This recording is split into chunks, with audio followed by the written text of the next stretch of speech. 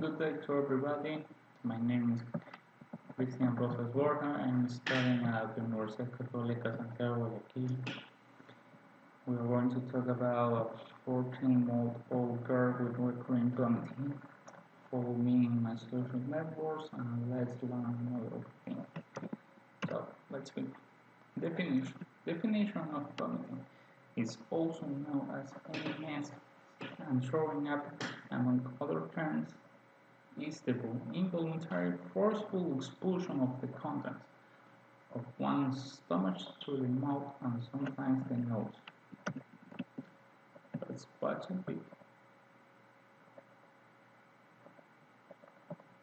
Roller coasters, bad sushi, public speaking. All things that make you puke. But why?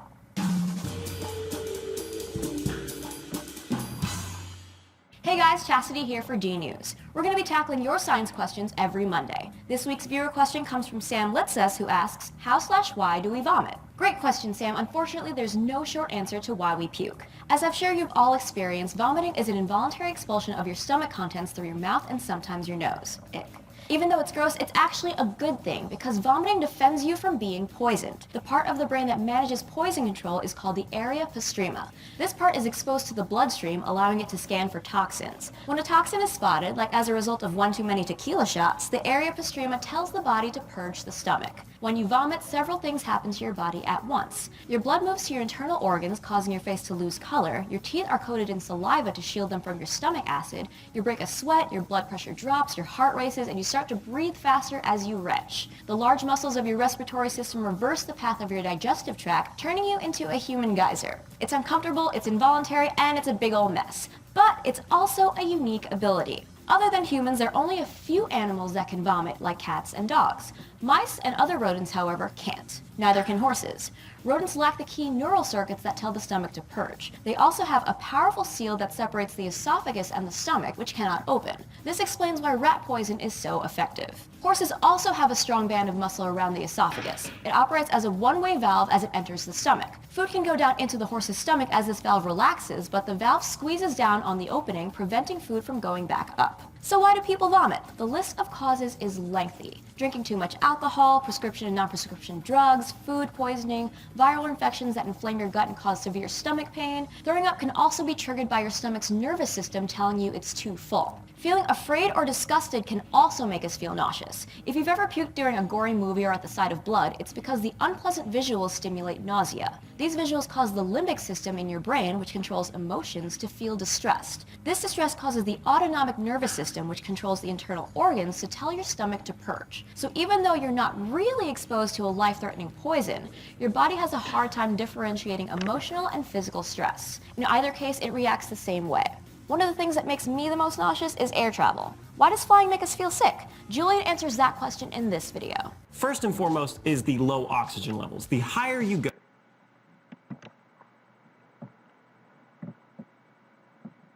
Let's continue.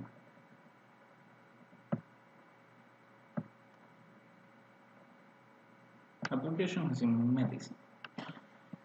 The differential diagnosis of vomiting in the pediatric age would be a result of range of 5 factors.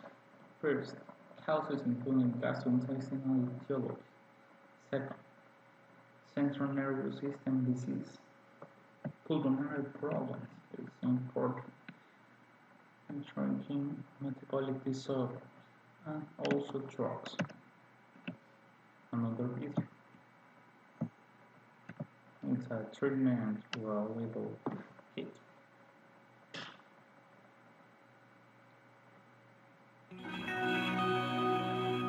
First aid for fever.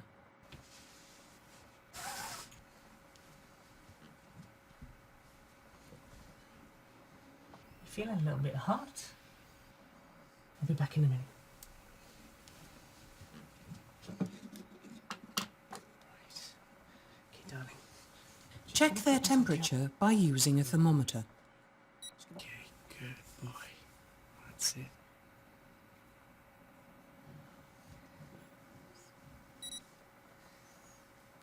You are hot. Okay, let's just get all this off. Come on. Reduce their temperature by removing excess clothing and giving them regular fluids such as water or diluted juice. Good boy. Right. Just come here. Give the recommended dose of paracetamol syrup. Okay. Here you go. Good boy. Do you want to lie down? Okay. Okay, lie down. Good boy.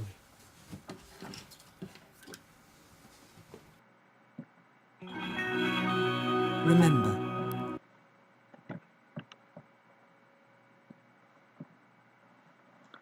Fever and vomiting is also relational.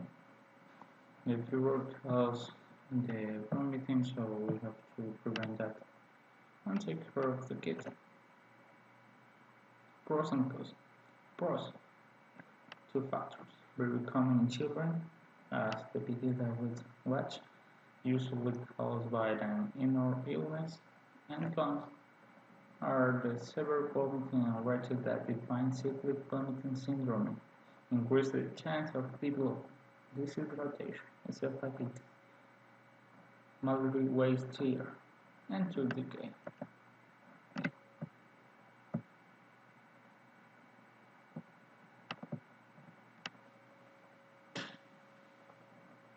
Diarrhea and vomiting are two common symptoms This doctor explains excellently the topic of diarrhea and vomiting, so pay attention to this, is so important. for acute gastroenteritis. Diarrhea is including loose stools, sometimes smelly and mucousy and sticky stools. And vomiting is usually throwing up even water. For example, the child will not be able to tolerate any food or drink. And these symptoms of diarrhea and vomiting are seen in children with a stomach infection, which is what we call acute gastroenteritis.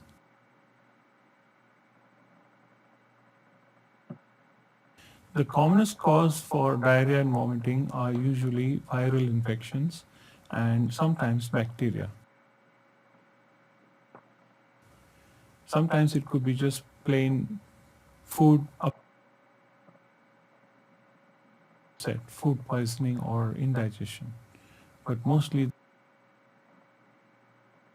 there is some infection element. The symptoms are usually frequent, loose, watery stools and vomiting all food and drink. Sometimes these symptoms are associated with fever given by the parents and caretakers, and is also guided by the clinical examination of the child. Weak and unwell. The treatment options are mainly rehydration. So the point is to avoid weight loss in the children. We have to rehydrate them adequately. We should also support them. Rehydration is to take over child, the father or father. These irritations can appear always in vomiting. With the right kind of supplement diet. There are specific items which we should give and we should not give during diarrhea. There are specific treatments available to control vomiting and that So important is type of children. Issue playing a part. Cyclic vomiting syndrome is more common in children, but the adults have increased in recent years. Children about 5 years old. And that is thing with syndrome of vomiting, which occurs in every 3 out of 500 children.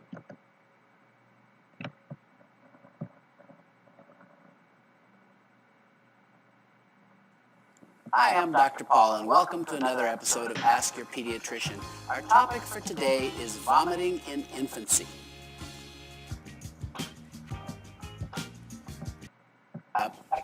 First of all, let me say that it's probably normal. I would say all children spit up. It's just a matter of degree, how much they're spitting up. And so you don't need to be alarmed if your child is spitting up. Let me explain the mechanism, because I think when you understand the why of it, what to do about it becomes really simple. When you eat food, okay, infants are drinking, breastfeeding hopefully, right? And the milk goes down the esophagus into the stomach.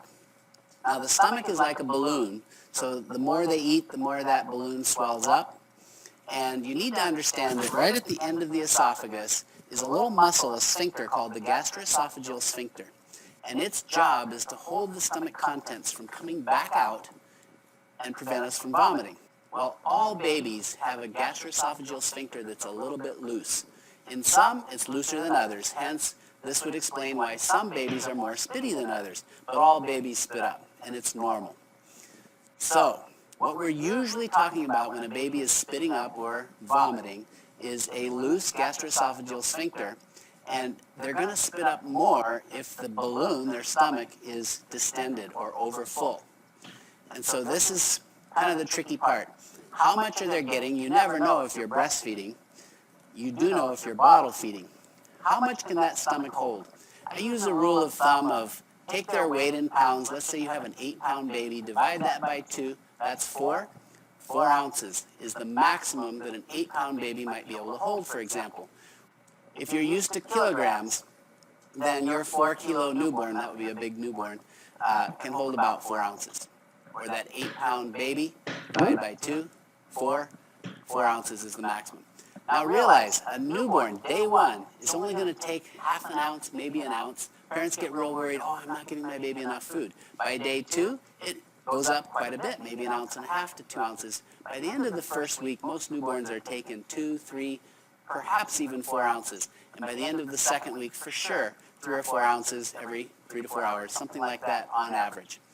If you have a spitty baby, what's going on? Remember, the stomach's getting too full, the sphincter's too loose, and they're spitting up. So here's what you do. You do more frequent, smaller feeds. If you need to have 1 ounce an hour, which would be a typical newborn around 2 weeks of age, 1 to 2 weeks of age, they're going to take about 3 ounces every 3 hours or 1 ounce an hour. If you were bottle feeding, you could give 1 ounce an hour or 2 ounces every 2 hours or 3 ounces every 3 hours. If you're breastfeeding and you have a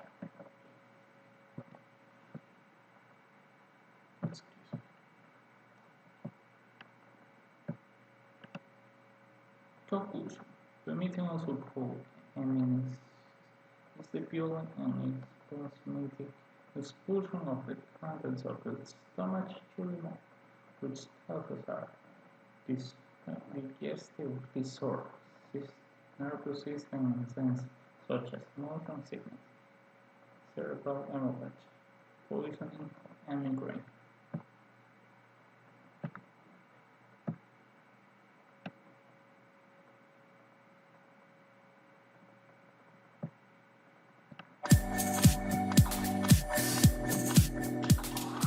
Nausea is a very common symptom of motion issues or stomach issues. To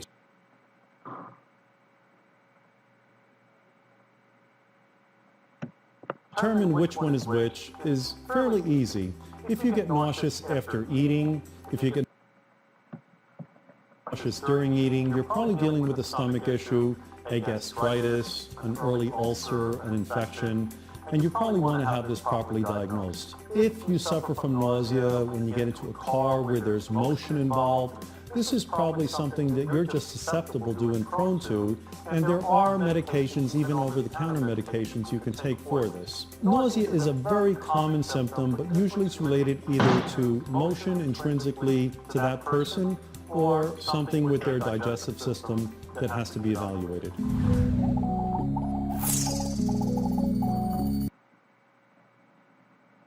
Thanks for watching the video. Let's see another video.